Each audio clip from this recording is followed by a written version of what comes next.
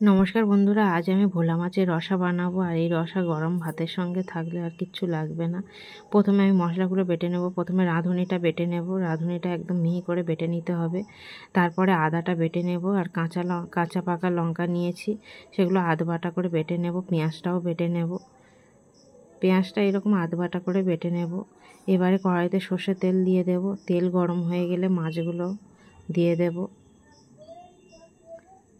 এই রসা কিন্তু গরম ভাতের সঙ্গে দারুণ সুন্দর খেতে লাগে। আপনারা এইভাবে একবারও হলেও ট্রাই করে দেখবেন, দারুণ সুন্দর খেতে হয়েছিল। মাছগুলো একটু কড়াভাবে ভেজে নিতে হবে। মাছ ভাজা হয়ে গেছে, কড়া থেকে তুলে নিয়ে নেব। বাকি যে তেলটা আছে সেই তেলের মধ্যে বাটা পেঁয়াজটা দিয়ে দেব। দিয়ে ভালোভাবে ভেজে নিতে হবে। নিয়ে আদা বাটাটা দিয়ে দেব। আদা বাটাটা দিয়েও ভালোভাবে কষে নিতে হবে। আদার কাঁচা গন্ধ চলে গেলে আমি লঙ্কা বাটাটা দিয়ে দেব। আর রাঁধুনিটা বেটে রেখেছিলাম, সেই রাঁধুনি বাটাটা দিয়ে দেব। রাঁধুনি বাটার একটা আলাদা দারুণ সুন্দর ফ্লেভার আসে। আর টমেটো একটু পেস্ট করে রেখেছিলাম, সেটাও দিয়ে দেব। দিয়ে একটু জল দিয়ে দেব।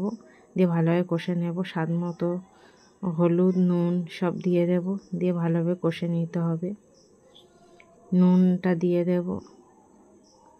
দিয়ে ভালোভাবে কষা হয়ে গেলে আমি পরিমাণ মতো জল দিয়ে দেব। এটা একটু অল্প গ্রেভি থাকবে, সেইভাবে জলটা দিতে হবে। গ্রেভিটা ফুটে উঠলে আমি মাছগুলো দিয়ে দেব। মাছগুলো দিয়ে একটু 2-1 মিনিটের জন্য ফুটিয়ে নিতে হবে। নিয়ে ধনেপাতা দিয়ে নামিয়ে